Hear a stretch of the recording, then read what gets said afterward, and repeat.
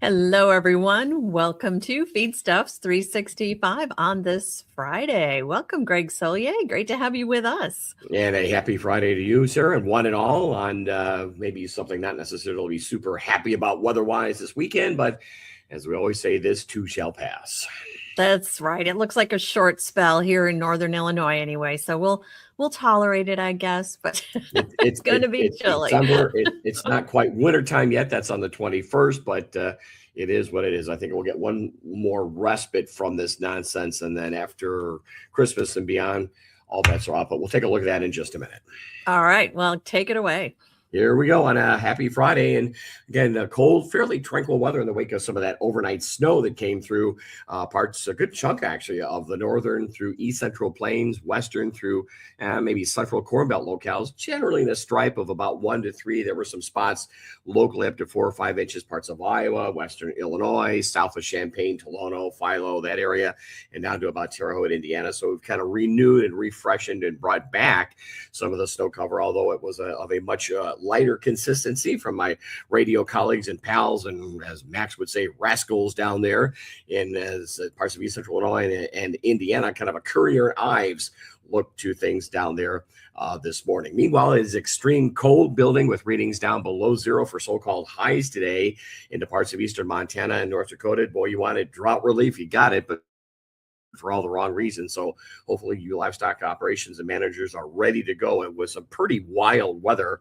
especially with regard to temperature and humidity levels going forward here over the next 10 days to 2 weeks. And to keep everybody happy, yes, where you have a milder spell.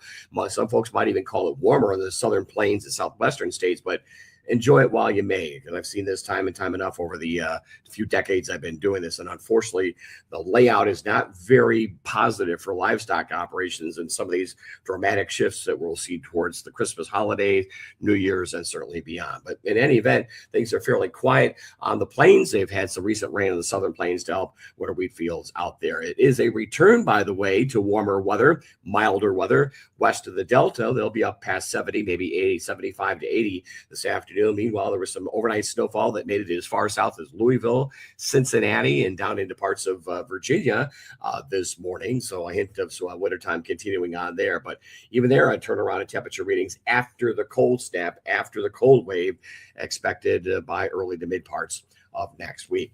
Western states, boy, that has just been making headlines and will continue to do so. We talked about it in a little greater detail in this past weekend's edition of This Week in Agribusiness, as in at least the 4-week charts. And this is a typical trademark example of what a moderate La Nina setup will do in the wintertime season. So I think this is going to be an ongoing problem and story with some 18 rivers at or better than bank full in flood. Some of them are at record crests out there. And it's because these moisture patterns come in and the snow levels are fairly high, above 7,000 or 8,000 feet. So you're getting rain up there and lower elevations that sweeps down with debris and mudslide and feeds those area streams and rivers. I think that will be kind of expanding southward into Oregon and obviously east of the divide. And it's those weather systems that run the periphery and the southern edge of the Arctic air when they move into the plains and corn belt locales, and that will be reestablishing itself here next week and beyond. Hey, Argentina, let's talk about that situation down there. And nice to see over this past week some wet weather returning across a good part of those major crop areas. Generally speaking, if you were to convert the millimeters to the King's English, if you will, or science, about 1/4 to 3/4 of an inch, and pretty good coverage is noted. Temperatures have been a little bit above average out there, so that typically means mid to upper 30s centigrade, mid and some upper 90s noted in some of those areas during the daytime hours. And some of the crop reports, and this is where you get them from the government of Argentina, and basically cotton and soybeans and corn. Cotton at 35% planted, 57% on the corn side, 49% on the bean side, and winter wheat harvest at about 47% harvested. So all things considered, in relatively good shape, and those rains were very much needed and timely across Argentina. Meanwhile, it's been largely dry in some of the bigger areas around Sao Paulo, Paraná, and Rio Grande do Sul. And this is the trademark of La Nina. Sometimes Brazil is a tough nut to crack with getting some organized, consistent rains during a La Nina setup for those their summer crops down there. Some of the thunderstorms, and yes, you can do that, have generated some hail and high wind reports as well. But overall, they say the government in Paraná says that corn and soybeans are doing relatively well, all things considered. You might have to take that with a grain of salt. Otherwise, largely favorable for corn and soybeans planted crops, as long as we continue with some sense of timely and seasonal rains when they do materialize. So I think if you were looking for an edge, a side that maybe things aren't quite exactly where we'd like them to be, or they would like them to be, but maybe we need that from a market standpoint in this particular part of the country. Things not looking all that rosy early on in the growing season down across Brazil. So those are some of the headline stories there. Back to the domestic weather pattern here. You can see the red lines. That's the upper wind pattern. Northwest to southeast, classic clipper setup, and you can see that streak of cloudiness across the Dakotas settling on southward. That's the next round of organized snowfall. Probably two pieces of the system to come through. First, the Arctic air, and then snow that will accompany that Arctic air behind it. So a different consistency of the snow, and it is going to get doggone cold going forward for the plains and Corn Belt locales. But there's the layout with the edge of the Arctic air and the snow from the Twin Cities back to the Nebraska Panhandle, back up across Big Sky Country. There it is this afternoon, breaking out and expanding there. And ahead of it, kind of an Arctic boundary. So those temperatures will be falling across the western and northwestern Corn Belt with a quick ½ to an inch and a half worth of snow. Still some lingering snow showers and flurries in the mid-Atlantic region. The first of those cold fronts making its way all the way down through Dixie. Rest of the country, except for the Pacific Northwest, although the moisture is temporarily abating out there. Sunday to Monday, it's likely to pick up in the Pacific Northwest.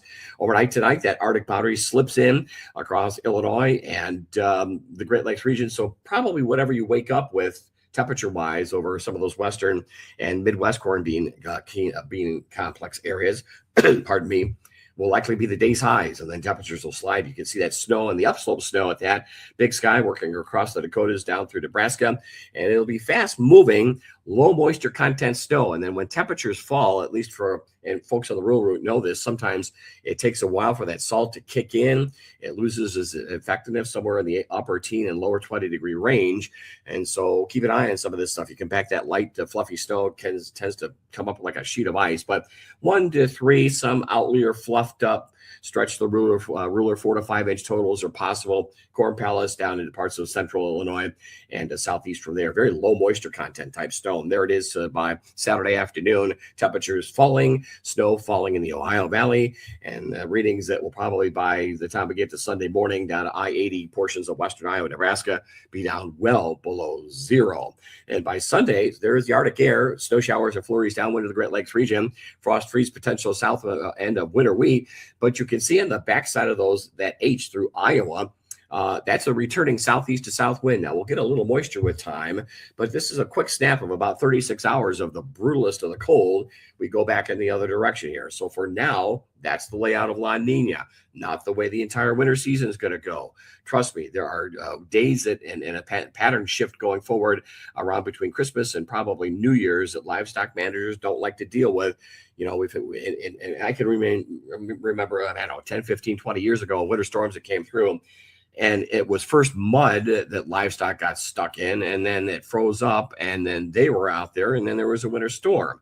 So it's that kind of scenario that we have to be very close and keep a close and careful eye getting closer to the new year in these abrupt shifts in temperature. So I'll give it to folks out there on social media. You win on this one. On the shorter term, you'll get your warmth, not the way the winter season is going. Drought monitor, there it is, and some modest improvement over parts of the worst areas of Illinois, Indiana, and Ohio, better in the southern Corn Belt locales. And yes, we keep track of this stuff in wintertime. Believe if we don't come up with another 3/4 of an inch total liquid precip in Champaign County for the rest of December, that 2025 goes down as the driest year on record in Champaign County. There it is, extreme drought, parts of Indiana as well as Ohio. I believe Georgia came off with their 4th driest meteorological autumn on record, and Florida was the 6th driest on record, although those areas have seen some recent rainfall, particularly down across the Sunshine State. There is the snow cover. We melted it away a few days ago in the southern Corn Belt. We've brought it back in and extends all the way down into parts of Kentucky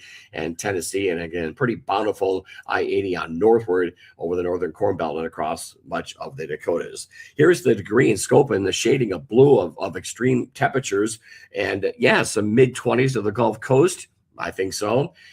into the mid-Atlantic region as well, parts of Cotton Belt country, but it's going to be the Midwest and the Great Lakes and Eastern Plains that will have to deal with the worst of the cold. That's the story going forward. More significant moisture into the Pacific Northwest late to Sunday into Monday. More of those are ahead. We'll detail it on this weekend's edition of This Week Agribusiness. 2 more Clipper systems, just talked about that. 20 below in the Red River Valley of the North. I'm in for 10 to 12 below as far south as Champaign, Danville, and into western Indiana, either Sunday or Monday morning, depending on the lightest of the wind, and they come up, I assume, with another 2 or 3 inches of snow down there. Contrast, we'll get a nice recovery on temperatures across parts of the plains beginning early to mid next week. Next 7 days, look at the moisture as far south as Oregon, Northern California. At a 4 to 8 expected on top of what you've seen already. Water equivalency, some of the moisture coming on through worth a tenth or quarter inch, fluffed up below the moisture content across the rest of the Corn Belt if you want to go out there for kicks and melt the snow. And that's actually what co-op observers do. You get a cylinder, you get the moisture, the snow to sit in there, you cut it out, you bring it in, put it in a warm bath, you melt it out, pour it in a rain gauge. That's the way a lot of times you get reports of what was the water equivalency of a particular snow. You get those on snow events. And every Monday you would go out there and measure the entire column of whatever snow you had on the ground. And that goes into applying, come springtime, runoff issues with spring rains and snow melt. Silly stuff. Anyway, Monday, Tuesday, Wednesday, you can see the jet stream pattern flattening out, becoming more zonal. That's the term if it goes west to east. There it is, a couple little buckles moving on through between Wednesday and Thursday. And that is a dynamic range of temperatures at the surface and up aloft. And if you are on a jet airplane out of Seattle, driving or riding up through southern Canada, heading through New York State to somewhere in the northeast of New England, probably cut your air travel time down by 30 or 45 minutes if you get out of the backside of that jet stream pattern. Monday, Tuesday, Wednesday, Arctic high pressure over the southeastern part of the country. You can see a frontal boundary waffling its way into the plains and across the Corn Belt locales. That's just moderately cold air behind it Thursday to Friday, and another system on its heels for the following weekend. So it's a progression of weather systems for now, west to east, but this is the kind of what you're looking at for temperatures by Saturday morning down. And these are model-driven charts. They're probably not going to take in everything, but I wouldn't be surprised if parts of Iowa go down to 20 below, 10 below into parts of central Illinois.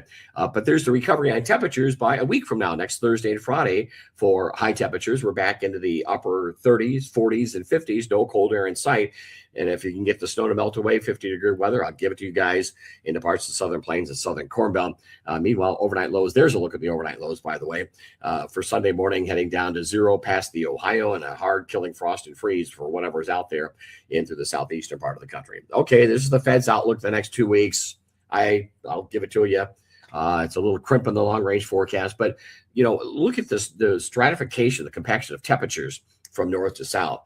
And this is about 2 weeks. That gets us to about Christmas. Okay, I'll give it to you.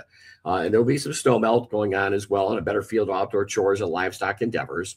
And the 8 to 14 day outlook does not quiet down at all in the Pacific West. As a matter of fact, builds moisture back into northern and central California, and then another finger of it building into the lakes region and parts of the Ohio Valley. So the pattern stays still moderately active. So we're not locking down into a quiet one with the warmth coming. So any of these weather systems, and sometimes it's either the third one or the fifth one in a 10-day to 2-week time frame that reestablishes, rebuckles, and brings in a shot of cold air and a pattern shift, typical of what you would expect in a moderate La Nina setup. Just found this strolling along at the Climate Data Center, and if you want the 4-week forecast, we've got it obviously on This Week in Agribusiness. The show for the New Year's show, I think that's sometime into the first weekend of January. We actually have a rest of the winter and sneak peek at a spring outlook. So that's another venue. And I brought this up here because this kind of lines up nicely. While this is still somewhat experimental out there, this lines up nicely at what we're thinking about with a shockaroo of the system. And there's more cold air to come. So enjoy it. I'll give it to you for the Christmas holiday. Santa may not like it, though, from the lack of snow cover. Next 6 to 10 days, there's that zonal flow. Look at how the hashed red lines, the ridging is moving back into northern and northeastern parts of the Pacific, Alaska. That's going to dislodge the cold. We have another stratospheric warming event sometime between Christmas and New Year's, and the beat goes on. To a point, the next 3 to 4 weeks, government-driven, computer model, but we dislodge that stuff. We bring the cold air southward, and we're going to probably reestablish it even more so going forward into January and February. So enjoy it while you may. We'll have the 4-week forecast, the extended outlook, our live stream, and kind of cross the T's and dot the I's. And hopefully my voice will be better by next Wednesday. Because 30 minutes of stuff you got to listen to me sounding like this. It was you're a great. delight. You're fine. It was a delight in the TV studio. We taped one 5-minute segment.